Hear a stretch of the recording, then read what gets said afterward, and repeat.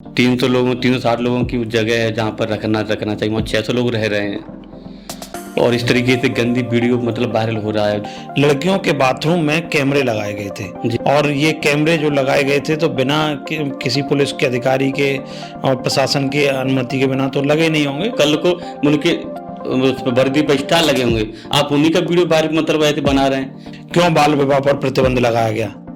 क्योंकि पहले जब 14-15 साल की उम्र में जब बच्चियों की शादी हो जाती थी तो वो समझ नहीं पाती थी कि हमें क्या करना है, कैसे जीवन चलाना है। महिलाओं को क्यों दबाया जाता है?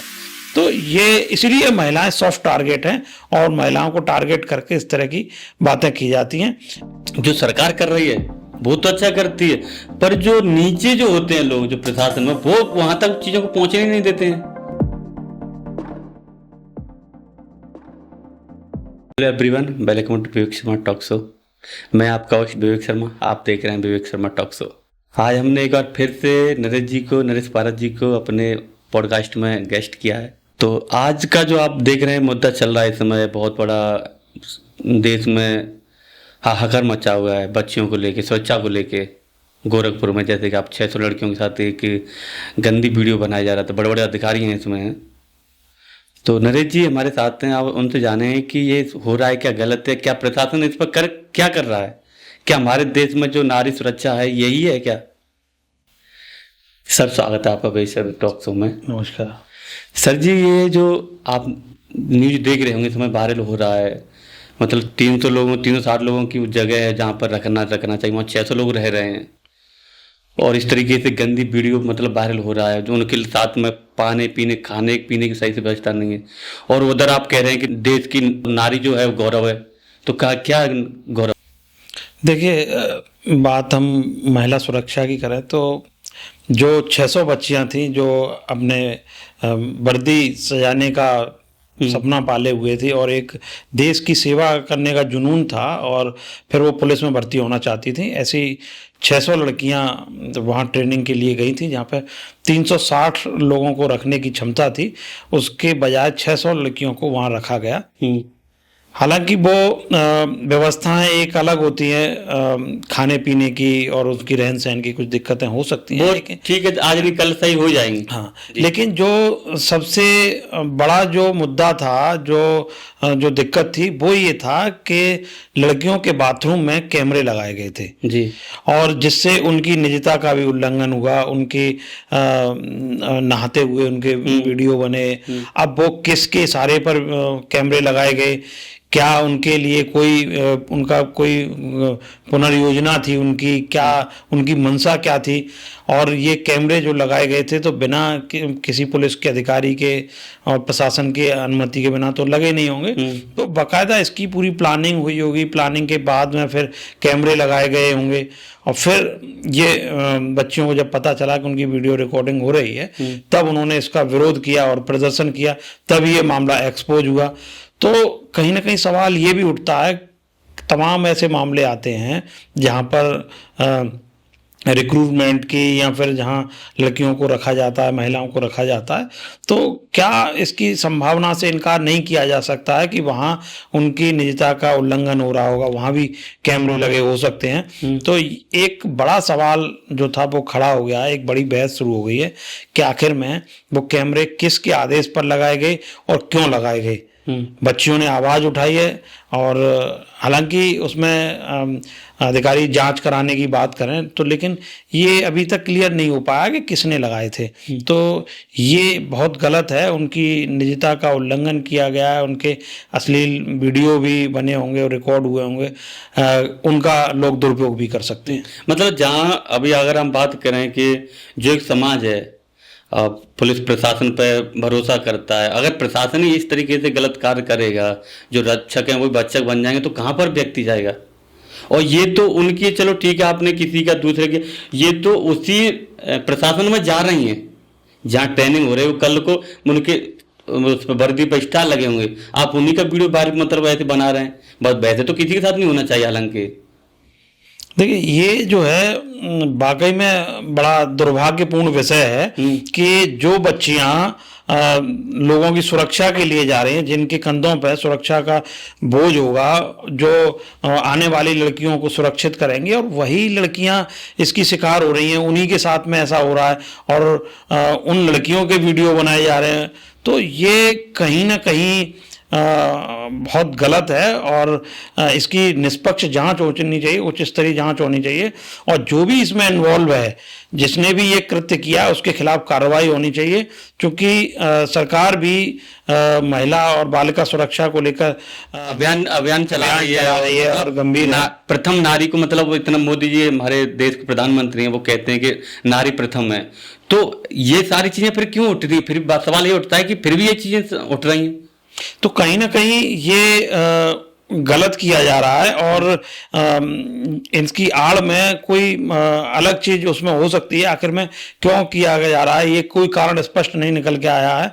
क्योंकि वो ये तो सब जानते हैं, कहीं भी कैमरे सार्वजनिक जगह पर लगवाए जा सकते हैं, जहां, लेकिन जहां निजी जगह हैं, जहां बाथरूम है, प्राइवेट जगह पर नहीं लगा सकते हैं, लेकिन उसके बावजूद भी ये लगाए गए हैं। जबकि तमाम इस तरह के मामले आते रहते हैं। और जब ये बच्चियां, जब जिसकी पुलिस की ट्रेनिंग देने गई हैं, तो जब ये पुलिस बन के आएंगी, तो जब वर्दी में लौटेंगी, तो उनको भी इस तरह के मामलों की विवेचना करनी होगी, तफ्तीश करनी होगी।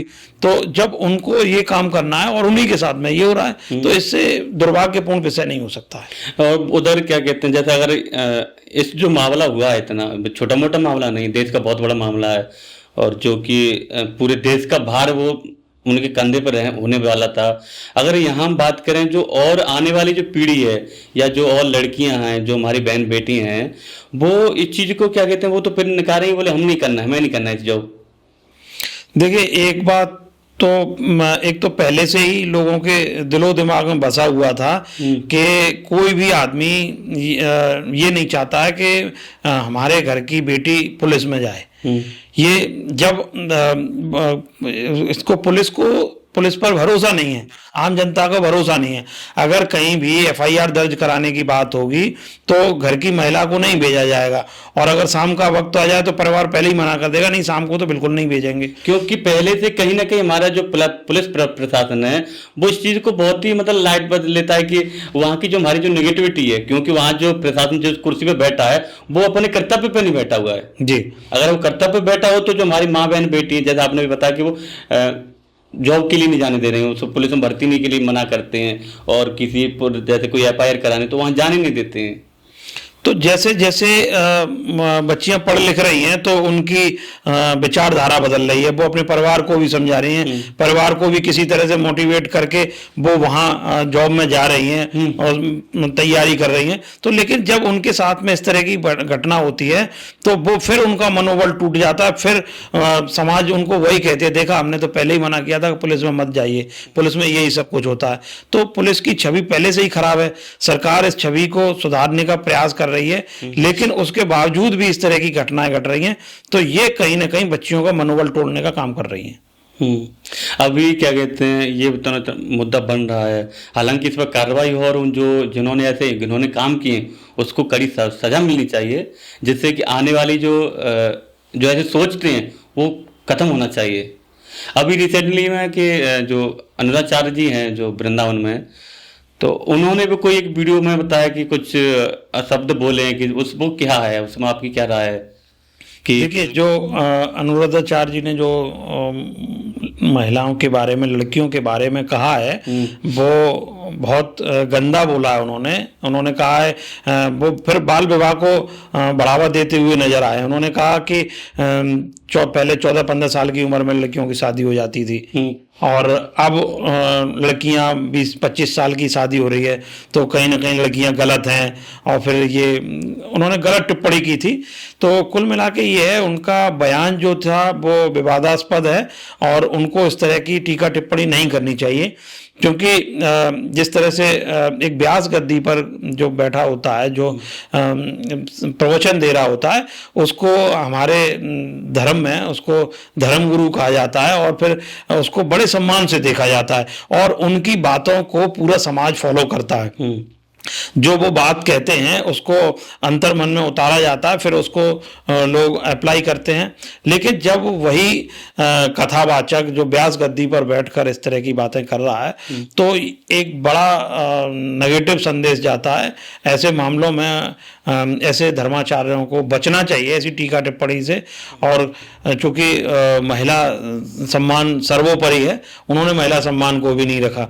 जब इसमें महिला आयोग इन्वॉल्व हुआ, महिला आयोग ने नोटिस देने की बात कही तो फिर वो बैक फुट पर आए। फिर उन्होंने कहा कि मैंने कुछ लड़कियों के बारे में कहा। तो कुछ लड़कियां कौन है, क्यों आपने उनको सीमित किया? कुछ लड़कियों के बारे में ही क्यों कहा आपने?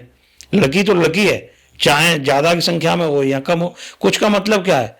तो कुल मिला के उन्होंने जो कहा वो गलत है और समाज में एक गलत संदेश देने का काम कर रहे हैं। तो मेरा मानना तो ये है कि ऐसे जो धर्माचार्य या कुछ लोग अगर बचना चाहिए, उनको बचना चाहिए। ये ऐसा भी हो सकता है कि उन्होंने इस चीज, जैसे उन्होंने बोला, खुद मैंने वो वीडियो सुना था उन्होंने जो जारी किया है, कि उन्होंने बोला कि मैंने कुछ लड़कियों के लिए बोला था। उनका कहने का तात्पर्य कहीं ये ऐसा हो सकता है कि वो कह रहे हैं कि जो एक 25 साल की जो अवस्था होती है, बताते हैं कि वो हर जगह मतलब एक उस पर आ जाती है, एक होता है अंदर व्यक्ति के अंदर। तो बोले कि अगर ये पहले, अगर उससे पहले शादी हो जाए तो शायद ये चीजें ना हो। आई थिंक उनका ये सोचना हो। नहीं, देखिए सारी चीजों की कहने का तरीका अलग अलग होता है। अगर यही बात थी तो क्यों बाल विवाह पर प्रतिबंध लगाया गया? क्योंकि पहले जब 14-15 साल की उम्र में जब बच्चियों की शादी हो जाती थी तो वो समझ नहीं पाती थी कि हमें क्या करना है, कैसे जीवन चलाना है। परिपक्व भी नहीं होती थी, उनका शारीरिक विकास भी नहीं हुआ होता था। और उसमें होता ये था कि 14-15 साल की उम्र में शादी करने के बाद में जिसके बड़ी उम्र के लोगों के साथ में उसको बांध दिया जाता था और कभी कभी वो भी एक्सपायर हो जाते। तो बड़ी संख्या में बाल विधवाएं होती थी। तो वो समाज में एक कुरीति थी, उसको महिला सम्मान नहीं मिलता था। उनका तो सिर्फ इतना उद्देश्य था कि ठीक है कोई बच्ची पैदा हो गई, अब उसको लोग भी उसको पराये घर का कूड़ा कहते थे। तो ऐसे में 14-15 साल की उम्र में शादी कर दी जाती थी, उनका कोई अस्तित्व नहीं होता था और समाज के विकास में, समाज के बढ़ाने में उनका कोई योगदान नहीं होता था। क्योंकि उनमें बुद्धि, मतलब जो किशोरावस्था में शादी। हाँ, लेकिन फिर उसके बाद में फिर लोगों ने इसको गलत माना। फिर उसमें हमारे जो समाज के जो लोग थे उनमें समाज सुधारक पैदा हुए, फिर उन्होंने उसका विरोध किया और फिर बाल विवाह पर प्रतिबंध लगा। तो ये सारी चीजें थी। अगर वो सब कुछ सही था तो फिर उसको बदलने की क्या आवश्यकता थी? आज लड़कियां बदलाव की तरफ है, नारी समाज उत्थान कर रहा है, बराबर जा रहा है। आज वो अंतरिक्ष में भी पहुंच रहे हैं, आज वो हवाई जहाज भी उड़ा रहे हैं, आज वो ट्रेन भी चला रहे हैं। तो कहीं कोई इस तरह का वो नहीं है। अब समानता की बात है तो समानता की बात करनी चाहिए, जिससे कि लड़कियों का मनोबल बढ़े। अब वो मनोबल बढ़ाने के बजाय लड़कियों को डिमोलाइज कर रहे हैं। इस तरह की बातें करने से हर महिला लड़की आहत हो रही है। उनको समझ में आ रहा है कि सब ये धर्माचार्य हमारे विरुद्ध क्या कह रहे हैं। तो सारी चीजों के कहने के अर्थ अलग अलग होते हैं, अलग अलग तरीके होते हैं। लेकिन उन्होंने जिस तरीके से बात की है, जिस तरह से महिलाओं के आत्मसम्मान को जो ठेस पहुंचाई है, वो गलत है। नहीं, कहीं ना कहीं देखा जाए तो कहीं ना कहीं बात आती है कि महिलाओं को क्यों दबाया जाता है। मतलब जब देखा जाए कोई बात हो तो महिलाओं को, मतलब हर चीज महिलाओं को दबा दिया जाए। देखिए, इसमें हमारा देश पुरुष प्रधान देश माना गया है और चूंकि जो सोच है वही पुरुषवादी सोच रही है, महिलाओं को कम आंका जाता है। लेकिन अब इस युग में बदलाव आ रहा है तो महिलाएं बराबर की हकदार हो गई हैं, बराबर कंधे से कंधा मिला के आगे बढ़ रही हैं। लेकिन अभी भी लोगों का सॉफ्ट टारगेट महिलाएं ही होती हैं। तो चाहे हम कितनी भी बात करें, महिलाएं चांद पर पहुंच गई हैं, लेकिन उसके बावजूद भी आज भी महिलाओं को उपेक्षा का शिकार होना पड़ता है। और यही कारण है कि समय समय पर उनको हतोत्साहित किया जाता है। क्योंकि अभी मैंने बहुत सारी वीडियो देखी, कोई ऐसा है, कोई किसी के साथ दुष्प्राण करता है, तो मतलब जो रक्षक हैं वही भक्षक बन रहे हैं। और क्या कहते हैं, ऐसे धर्माचार्य भी उस पर टिप्पणी कर रहे हैं कि नहीं महिलाओं को इतने शादी कर लेनी चाहिए, 4 मुंह मार के आती हैं। तो इस तरीके से सर, मतलब ये जब बातें आती हैं तो मतलब दिल को आहत पहुंचती है। देखिए, दिल को भी आहत पहुंचती है, पूरी नारी नारी को भी मतलब एक ठेस पहुंचता है कि पूरी समाज को भी ठेस पहुंचती है, महिलाओं की भावनाएं भी आहत होती हैं। और बस ये है कि विरोध कौन करे। महिलाओं को, जो पढ़ा लिखा वर्ग है वो अब विरोध करने लगा है, लेकिन आज भी परिवार में महिलाओं को बोलने नहीं दिया जाता है, उनके फैसलों को प्राथमिकता नहीं दी जाती है। आज भी पुरुष ही फैसले करते हैं, महिलाओं की राय नहीं ली जाती है, बच्चों के संबंध में उनकी राय नहीं ली जाती है। कहा जाता है कि अगर किसी महिला से अगर राय ले रहा है कोई व्यक्ति कि साहब इस घर में तो महिला की चलती है, तो इसमें पुरुष का कोई अस्तित्व नहीं है, तो पुरुष को उसमें कमजोर समझा जाता है। ऐसा नहीं है। अब जो जमाना बदल रहा है उसके हिसाब किताब से महिलाएं की राय को भी प्राथमिकता मिलनी चाहिए, क्योंकि वो भी एक पढ़ा लिखा वर्ग है, वो भी अच्छा बुरा समझ सकती है। क्योंकि जिस तरह से समाज में जब बात आती है, बच्चों के भविष्य की बात आ रही है, तो कहते हैं नहीं, महिलाओं की राय नहीं लेनी है। महिलाओं की राय लेनी चाहिए और लेनी पड़ेगी, क्योंकि जिस तरह से अब समाज में जिस तरह से परिवर्तन आ रहा है, जब महिलाएं सब चीज निकल के जा रही हैं, तो उनकी राय भी महत्वपूर्ण है। देखिए, शिक्षा जो है वो उन्नति के रास्ते खोलती है।